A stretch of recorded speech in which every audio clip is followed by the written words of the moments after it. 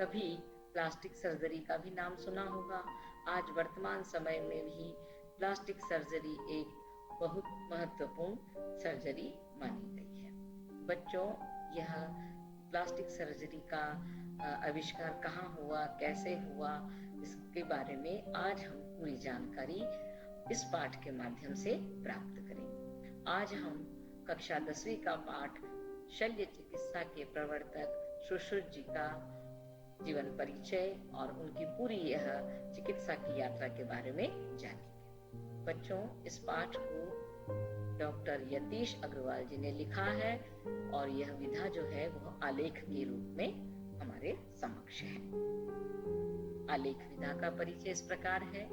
किसी एक विषय पर प्रधान छोटी सी संयुक्त रचना को आलेख कहते, जिसमें तथ्यात्मक, विश्लेषणात्मक अथवा विचारात्मक शैलियों की संपूर्ण जानकारी होती है। आलेख गद्य लेखन की एक वैचारिक विधा है। इसमें ज्वलंत मुद्दों, समस्याओं, अवसरों तथा चरित्र पर भी आलेख लिखे जा सकते हैं। इसके प्रमुख बिंदु: आलेख की भाषा सरल एवं स्पष्ट होती है। इसके विचार कथात्मक न होकर एक विवेचन विश्लेषण शैली में प्रयुक्त होते हैं, जिसको पढ़ के पाठक जिज्ञासा उत्पन्न करता है। और साथ ही इसकी प्रमुख विशेषता है कि इस प्रकार का आलेख होना चाहिए कि पाठक को हमेशा जिज्ञासा बनी रहे। इसके अंतर्गत ज्वलंत मुद्दों अर्थात वर्तमान समय पे जितनी भी गंभीर समस्याएं होती है, प्रसिद्ध विषयों, पुराने ऐतिहासिक, सामाजिक, पौराणिक तथा समारोह के विषय जैसे शादी है, ब्याह है और कई तरह की रैलियां हैं, है ना, कई विशिष्ट होते हैं, यदि हमारे देश में कोई घटना घटित होती है आदि के विषय इसके प्रमुख हो सकते हैं। आलेख विधा में भावुकता भी संभव हो सकती है, जो कि हमारे भावों को छू सके। इसका आकार उसकी विषय वस्तु पर निर्भर होता है। आकार से तात्पर्य यह है 100 शब्द, 200 शब्द, 250 शब्द, जैसा भी है। यदि आलेख की विषय वस्तु विस्तृत है, विवेचनात्मक है, तो उसका आकार भी विस्तृत होगा। बच्चों, यदि परीक्षा में आता है कि आलेख विधा का एक उदाहरण दीजिए, तो आलेख विधा है शल्य चिकित्सा के प्रवर्तक लिख सकते हैं हम, और इसमें लेखक का नाम की जगह हम डॉक्टर यतीश अग्रवाल जी लिख सकते हैं। बच्चों, ये देखिए आपके सामने एक सर्जरी का चित्र दिया गया है। ये वर्तमान सर्जरी का चित्र है और उसी के साथ आपको शल्य चिकित्सक सुश्रुत जी का चित्र भी दिखाई दे रहा है। सुश्रुत जी के बारे में कहा, एक छोटी सी घटना कही गई है कि सन 1780 में दक्षिण भारत में के महान हैदर अली जो राजा थे, उनका हमेशा अंग्रेजों से हमले होते थे। अंग्रेज हमेशा उन पर हमले करते थे और वे हमेशा उन हमलों में जीत हासिल करते थे। उन्हीं हमलों में एक अंग्रेजी शासक कर्नल कूट भी थे, जो कि हैदर अली से हर बार हारते थे।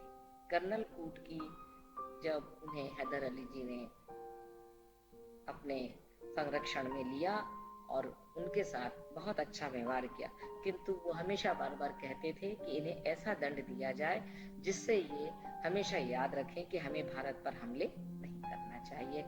इस प्रकार से हैदर अली ने उनकी सजा देने के बदले उन्होंने उनकी नाक काट दी। वे अपनी कटी हुई नाक लेकर एक गांव से दूसरे गांव पहुंचे। जब वो सबसे पहले बेल गांव में पहुंचे थे तो वहां उन्हें एक वैद्य मिला।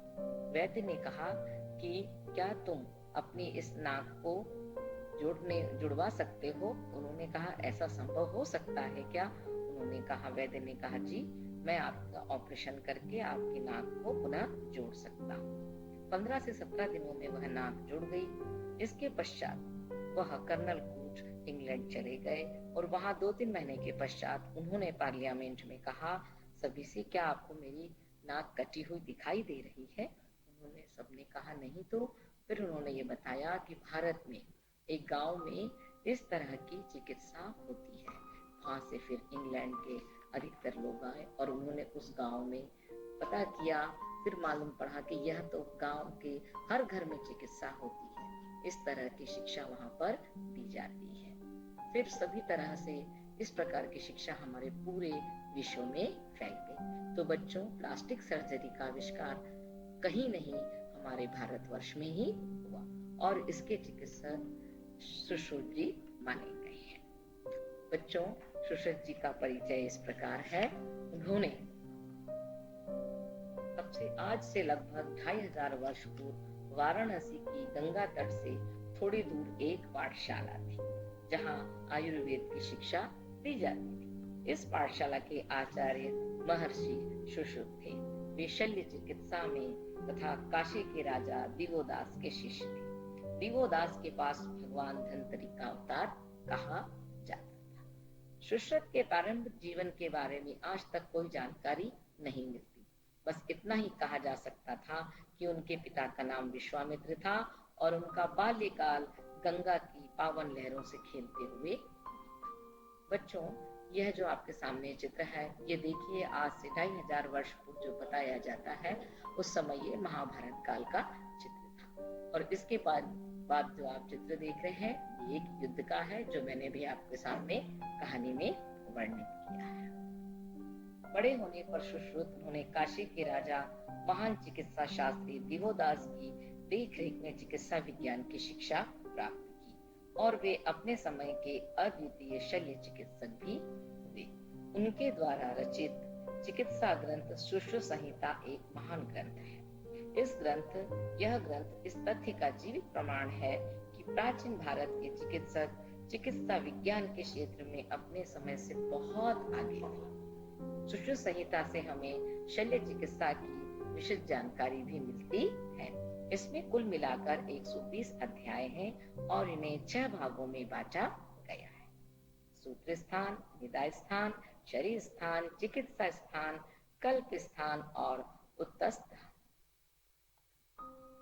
इस ग्रंथ में शल्य चिकित्सा की विविध विधियों और उनके काम आने वाले यंत्रों तथा शास्त्रों के बारे में व्यापक जानकारी दी गई है। सुश्रुत संहिता में शल्य चिकित्सा के लगभग हर महत्वपूर्ण पहलुओं पर विस्तृत जानकारी दी गई है। बच्चों देखो, अब आपके समक्ष यहाँ पे सुश्रुत जी हैं जो कि चिकित्सा कर रहे हैं और साथ ही ये दवाइयां भी रखी हुई है। सुश्रुत संहिता के शल्य की यंत्रों की संख्या 101 बताई गई है। यह शल्य औजार प्रायः लोह धातु या चांदी से बनाए जाते थे। इन्हें इस ढंग से बनाया जाता था कि इनकी धार कभी कमजोर ना पड़े और इनमें कभी जंग न लगे। इन्हें रखने के लिए खास तौर से लकड़ी के डिब्बे भी तैयार किए जाते थे। टाँके लगाने के लिए और त्वचा विभिन्न उत्तकों की मोटाई और रचना को ध्यान में रखते हुए तरह तरह के धागे भी विकसित किए गए। इस प्रकार कई किस्म की सुइयां भी उपयोग में लाई जाती थी। कुछ घुमावदार थी तो कुछ कम और कुछ बिल्कुल सीधी। उन दिनों तरह तरह की रुई, रेशम और मलमल से बनी पट्टियों का प्रचलन था। मानव शरीर के भीतरी अंगों की जानकारी प्राप्त करने के लिए सुश्रुत ने एक अनूठी विधि खोज निकाली। मृत शरीर को पहले किसी वजनदार वस्तु के साथ बांधकर किसी छोटी नहर में डाल दिया जाता था। शरीर की त्वचा और उत्तक फूल जाते थे। झाड़ियों और लताओं से बने ब्रशों की सहायता से छीलकर उनके आंतरिक अंगों की रचना स्पष्ट हो जाती थी। बच्चों, अभी देखिए सुश्रुत जी का जो आपके सामने चित्र है, यह ईसा पूर्व 15वीं शताब्दी के जनक माने जाते हैं। इनकी देखिए, ये आंख की भी शल्य चिकित्सा कर रहे हैं। यह पाठ में पूरी चीज यही बताई गई है। ईसा से 600 वर्ष और 1000 ईस्वी तक का समय भारतीय चिकित्सा विज्ञान के लिए स्वर्णिम युग था। इस समय यहाँ अत्रेय, जीवक, चरक और वांगभट्ट जैसे बहुत से यशस्वी चिकित्सा शास्त्रियों ने यहाँ पर जन्म लिया। काशी के साथ साथ नालंदा और तक्षशिला के प्राचीन विश्वविद्यालय भी सैकड़ों वर्षों तक उच्च कोटि की शिक्षा प्राप्त करने के लिए भारत आते रहे। अभी मैंने आपसे बच्चों बताया था कि किस प्रकार से विशेष तौर पर शरीर के अंगों की जानकारी किस प्रकार वो प्राप्त करते थे। बच्चों देखिए, मैंने आपको बताया कि वे मृतक के शरीर को भारी पत्थर से बांधकर नदी में डाल दिया करते थे और पेड़ों की छाल और झाड़ियों की लकड़ियों से वे ब्रश बनाकर 7 दिन के बाद उस मृतक शरीर को बाहर निकालकर उसकी त्वचा को छीलकर उसके भीतरी अंगों को देखकर चिकित्सा किया करते थे। आज वर्तमान समय में बच्चों, हमारी जो आंतरिक रचनाओं की जानकारी आजकल हम एक्सरे के द्वारा या फिर मशीनों के द्वारा, है ना, स्कैन करते हैं या बॉडी स्कैन होती है, किसी भी शरीर को कंप्यूटर की सहायता से हम अपने आंतरिक अंग देख सकते हैं। बच्चों देखिए, दूसरा चित्र भी दिया है आपको के समक्ष, किस प्रकार से हम बार बार हमारे विश्व में अनेक तरह से चिकित्साएं होती थी। सुश्रुत संहिता पूरा बच्चों चित्र ध्यान से देखिए और हो सके तो इस चित्र का भी संकलित करने का प्रयास कीजिए। बच्चों, कुछ आपके समक्ष प्रश्न दिए गए हैं। पहला प्रश्न है वस्तुनिष्ठ, जो हमारी परीक्षा की दृष्टि के लिए बहुत ही आवश्यक है। सुश्रुत संहिता में हमें शल्य चिकित्सा की विशेष जानकारी मिलती है, सत्य या असत्य? उत्तर है सत्य। सुश्रुत संहिता में यंत्रों की संख्या 101 बताई गई है, उत्तर है सत्य। दिवोदास काशी के राजा थे, सत्य। शल्य चिकित्सा क्रिया के दौरान रोगी को कष्ट न हो, इसके लिए उसे इंजेक्शन दिया जाता था, असत्य। सन 1000 का समय भारतीय चिकित्सा विज्ञान का स्वर्णिम युग था, असत्य। बच्चों, ये एक अंक के प्रश्न परीक्षा की दृष्टि से बहुत ही महत्वपूर्ण है। प्रश्न क्रमांक 3, एक शब्द या एक वाक्य में उत्तर लिखिए। सुश्रुत के गुरु कौन थे? उत्तर है राजा दिवोदास। सुश्रुत संहिता में कितने अध्याय हैं? उत्तर है 120। सुश्रुत संहिता के यंत्रों की संख्या कितनी है? 101। प्राचीन 3 चिकित्सा शास्त्रियों के नाम लिखिए।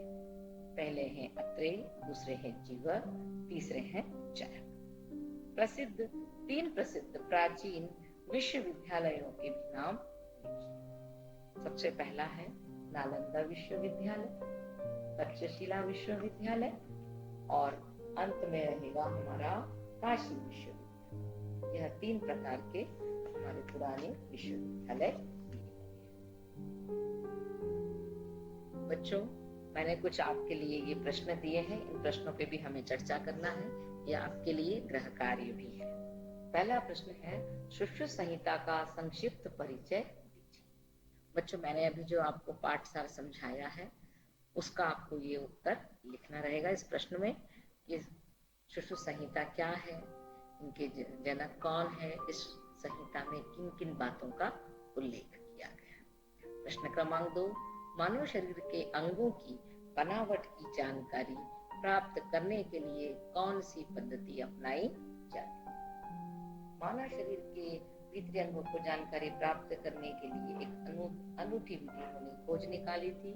मृतक शरीर को पहले किसी वजनदार वस्तु के साथ बांधकर नहर में डाल दिया जाता था। 1 सप्ताह बाद जब बाहरी त्वचा और उत्तक फूल जाते थे तब उन झाड़ियों और लताओं से बने ब्रशों के द्वारा उन्हें शरीर से अलग कर दिया जाता था। इससे शरीर की आंतरिक अंगों की रचना स्पष्ट हो जाया करती थी। प्रश्न क्रमांक 3 है सुश्रुत संहिता के अनुसार शल्य चिकित्सा का प्रशिक्षण किस प्रकार दिया जाता था? वे अपने शिष्यों को प्रशिक्षण कंदमूल, फल फूल, पेड़ पौधों की लताओं, पानी से भरी मशकों, चिकनी मिट्टी और ढांचों तथा मलमल से बने मानव पुतलों पर दिनों दिन अभ्यास कराते थे। चीरे का अभ्यास प्राप्त करने के लिए वे अपने शिष्यों को ककड़ी, करेला, तरबूज जैसे फल और सब्जियों पर कई कई दिनों तक उन्हें अभ्यास कराते थे। घाव की गहराई को जानने के लिए उनका प्रशिक्षण दीमक खाई लकड़ी के द्वारा दिया जाता था। टाँके लगाने के लिए प्रशिक्षण तरह तरह के कपड़ों और चमड़ों पर किया जाता था। पट्टी बांधने का ज्ञान देने के लिए वे मानव पुतलों का सहारा लिया करते थे। प्रश्न क्रमांक 4, महर्षि सुश्रुत के विषय में आप क्या जानते हैं? बच्चों, महर्षि सुश्रुत प्रारंभिक जीवन से उनकी कोई निश्चित जानकारी तो अभी पूर्णतः नहीं मिलती, परंतु कुछ तथ्यों के आधार पर कहा जाता है कि इनके पिता का नाम विश्वामित्र था और बाल्यकाल गंगा की पावन लहरों में। बड़े होने पर उन्होंने काशी के राजा महान चिकित्सा शास्त्री दिवोदास की देखरेख में चिकित्सा विज्ञान की शिक्षा प्राप्त की और वे अपने समय के अद्वितीय शल्य चिकित्सक कहलाए। उनके द्वारा रचित ग्रंथ सुश्रुत संहिता एक महान ग्रंथ है।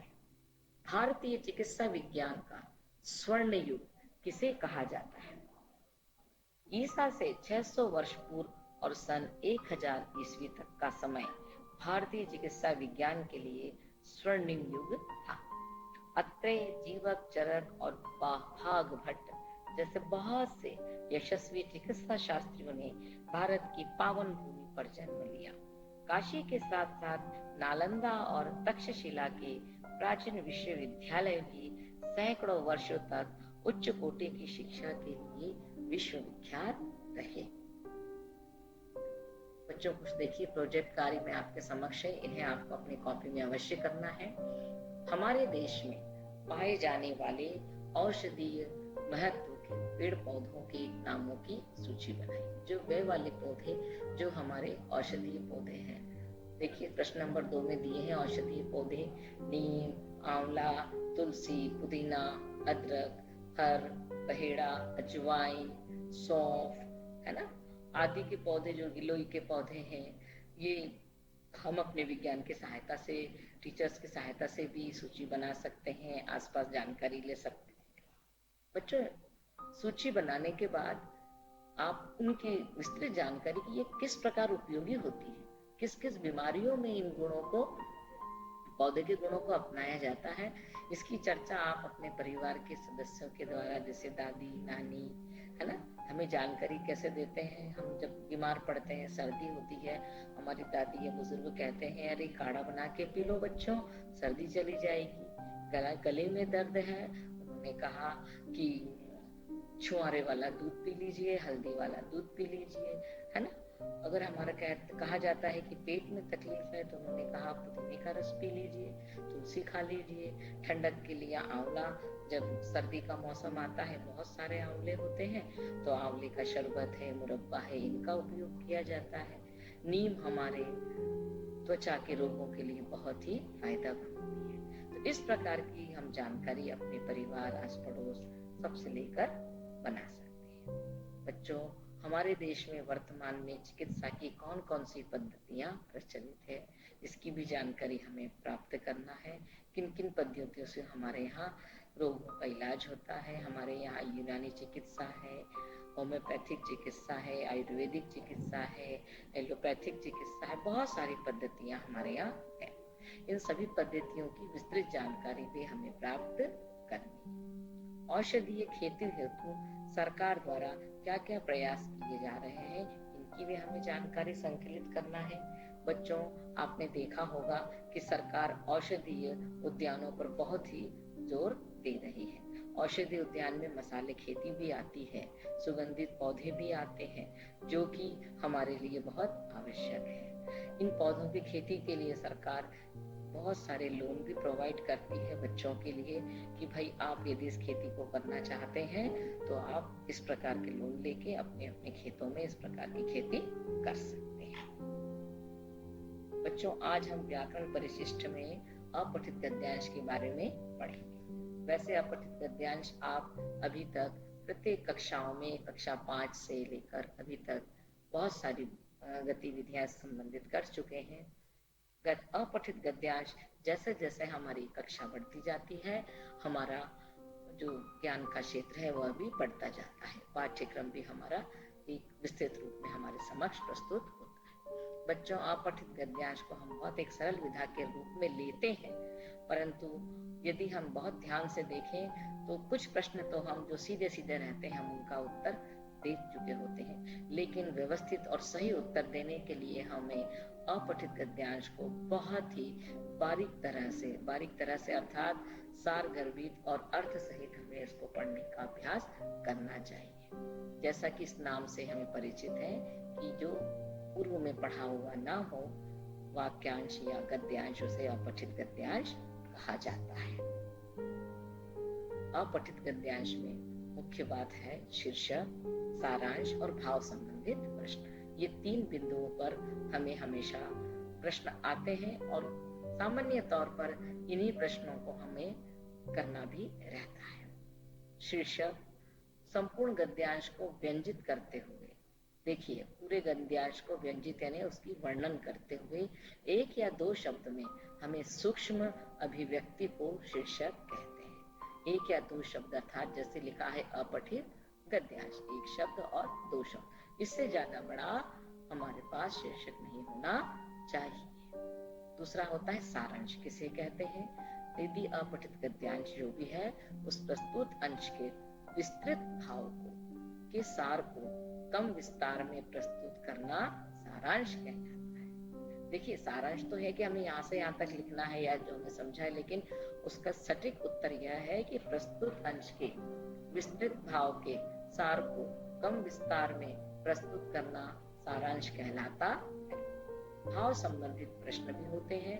अपठित गद्यांश के भावों में से पूछे जाने वाले प्रश्नों का उत्तर अंश के आधार पर दिया जाता है। बच्चों परीक्षा में 1 या 2 प्रश्न जरूर पूछे जाते हैं और वो भी हम बहुत सरल तरीके से प्रश्न होते हैं जिन्हें हम आसानी से ढूंढ सकते हैं और परीक्षा में कम से कम हम 5 अंक प्राप्त कर सकते हैं।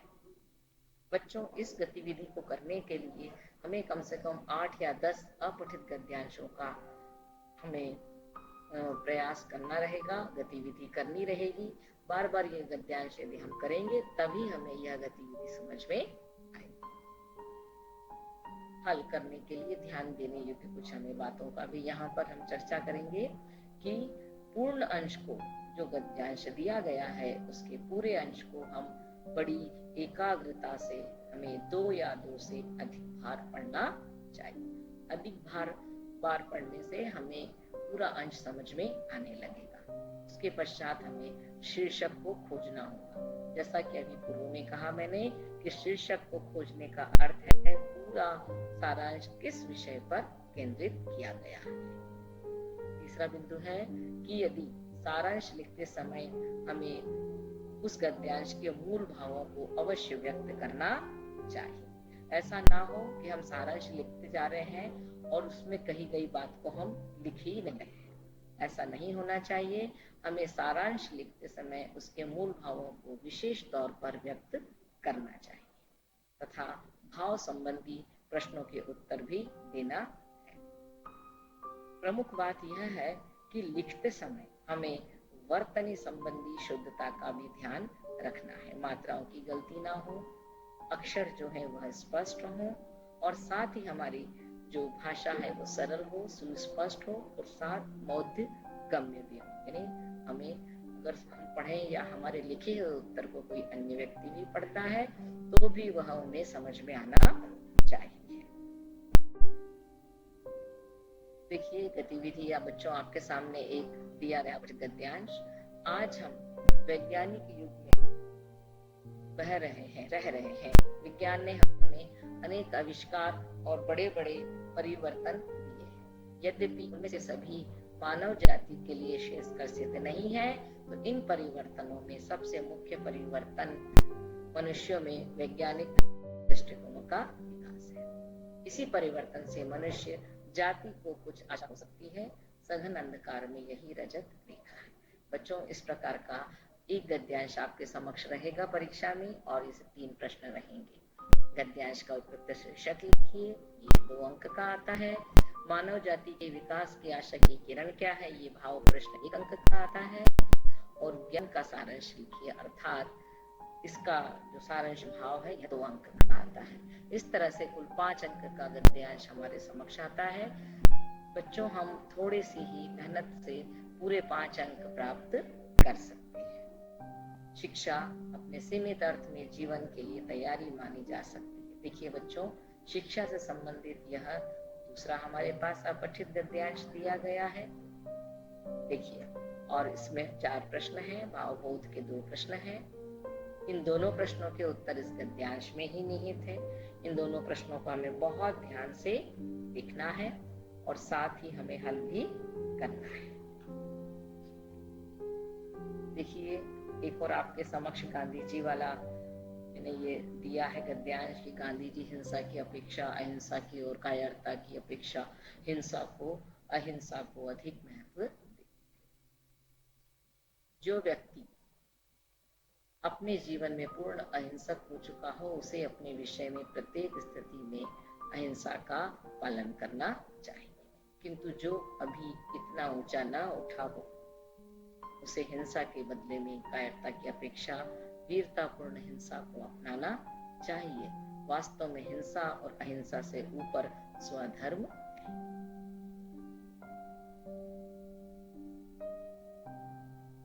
जब मनुष्य आसक्ति से रहित होकर निष्काम भाव से अपनी अंतरात्मा के अनुसार कर्म करता है, तब वह निर्दोष होता है। आत्मा की आवाज के अनुसार कार्य करने में क्या हित है? ये देखिए, बोध प्रश्न है।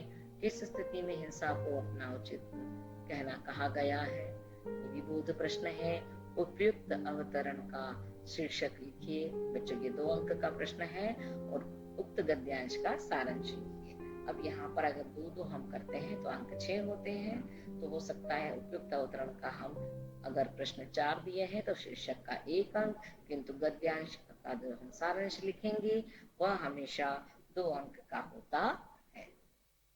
बच्चों देखिए, अन्य गतिविधि एक और दी गई है कि व्यक्तित्व के विकास के लिए अध्ययन, मनन और चिंतन की नितांत आवश्यकता है। यहाँ पे देखिए, मनन और चिंतन का महत्व, ये शीर्षक भी हो सकता है क्योंकि उसी के बारे में हमें पूरा जो गद्यांश उसी पर आधारित है। देखिए, चिंतन, मनन, अध्ययन तीनों क्यों आवश्यक है कि मनन चिंतन की क्या आवश्यकता है, और उपयुक्त गद्य अवतरण का उपयुक्त शीर्षक लिखिए। उपयुक्त गद्यांश का सारांश भी लिखिए। बच्चों, यहाँ पर जो आपके सामने ये दिया गया है, मैंने ये 5-6 आपको हमने इसलिए अपठित गद्यांश दिए हैं ताकि आप भी इसी तरह से कम 8 या 10 गद्यांशों का अभ्यास अवश्य करें। शिष्टाचार संबंधी दिया है। शिष्टाचार विहीन मनुष्य का समाज में बहिष्कार होता है। शिष्टाचार विहीन मनुष्य का समाज में बहिष्कार होता है। हम यहाँ से ही शीर्षक निकालने का प्रयास करेंगे कि शिष्टाचार का महत्व हमारे जीवन में कितना है।